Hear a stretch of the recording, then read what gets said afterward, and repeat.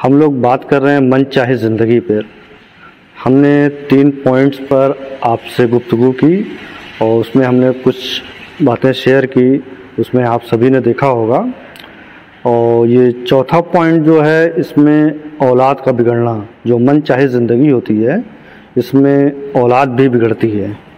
और हम ज़रा सा भी अपनी ज़िंदगी को बदलना नहीं चाहते, लेकिन हमारी जब औलाद बिगड़ जाती है तब हम सोचते हैं कि ये क्या हो गया।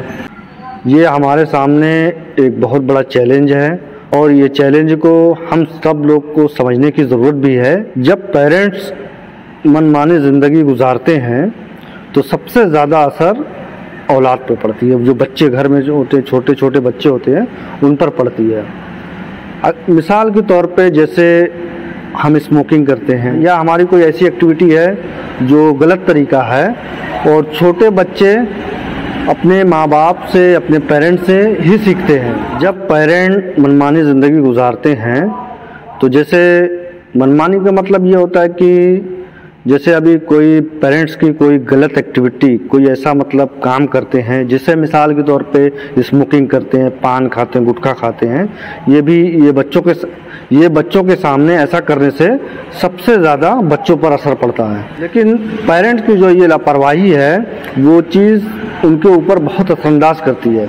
लेकिन पेरेंट्स का दिमाग यहाँ नहीं जाता है और वो उनके सामने स्मोकिंग करते हैं, पान खाते हैं, गुटखा खाते हैं। जब हम मनमानी ज़िंदगी गुजारते हैं तब हम कहते हैं कि औलाद हमारी बातें नहीं सुनती है।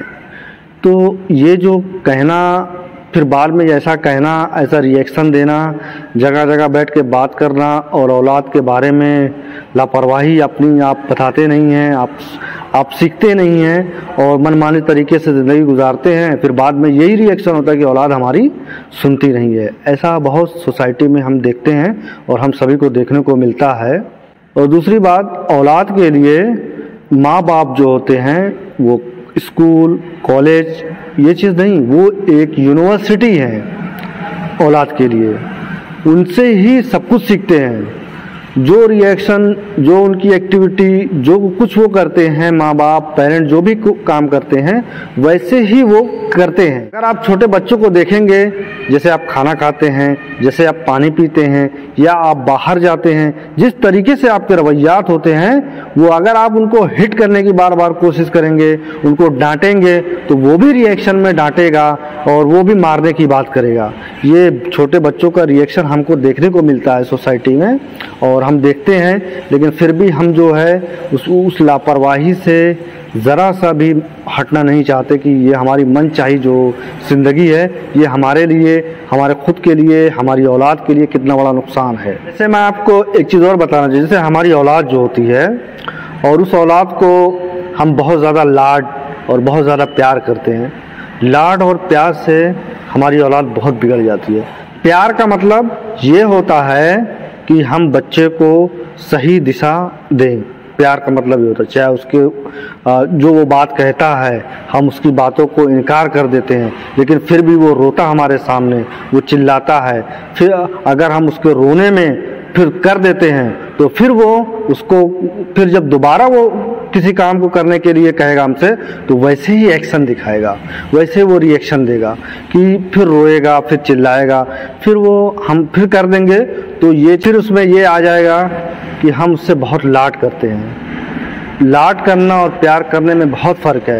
प्यार का मतलब ये होता है कि हम बच्चे को सही दिशा दें। अगर बच्चा बार बार ऐसे ज़िद करता है, ऐसा काम करता है, ऐसा तरीका अपनाता है, तो वो ज़िद्दी हो जाता है। इस वजह से हमको ये चीज़ों पर गौर करने की ज़रूरत है कि बच्चा अगर जो कहता है उसे हमें उसकी सही बातों को भी हमको इनकार करना है। जो सही कभी कभी कहता है उसको भी इनकार करना है। अगर हम उसको इनकार कर देंगे तो उसके अंदर एक खूबी पैदा होगी कि हमारे फादर ने हमको ये मना कर दिया तो वो बस मना है। अगर हम जो है उसको मना करते हैं तो ऐसा नहीं है कि हम उससे मोहब्बत नहीं करते हैं, हम उसे प्यार नहीं करते हैं। मना करने की सबसे बड़ी वजह ये होती है कि हम उसको सही तरीका सिखाना चाहते हैं। सही तरीके से अगर वो रहेगा, सही तरीके से ज़िंदगी गुजारेगा तो वो आगे चल के कामयाब होगा। अगर उसके अंदर जिद और उसके अंदर गुस्सा, ये सारी चीज़ें डेवलप होगी कि वो अपनी बात को मनवाने के लिए किसी भी तरीके पर वो फिर जा सकता है। हमको ऐसा नहीं है कि कोई भी वालिदैन, कोई भी पेरेंट ये चाहते हैं कि उसका बच्चा बिगड़ जाए, कोई नहीं चाहता है। लेकिन अगर हम मन चाहे ज़िंदगी हम गुजारेंगे तो जाहिर सी बात है बच्चा बिगड़ जाएगा। हमको ये समझना पड़ेगा, हम पेरेंट्स को ये समझना पड़ेगा कि हम मन चाहे ज़िंदगी नहीं गुजारे। अगर मैं मिसाल एक चीज़ और देना चाहता हूँ कि जैसे बच्चा अगर बाहर किसी दूसरे बच्चे से लड़ाई करके आता है और लड़ाई करने के बाद वो पेरेंट्स के सामने कंप्लेन आती है, कोई शख्स हमें कंप्लेन देता है आपका बच्चा ये गलती किया है, और अगर हमने जो है बच्चे से पूछना शुरू किया कि वो गलती किया है कि नहीं किया है,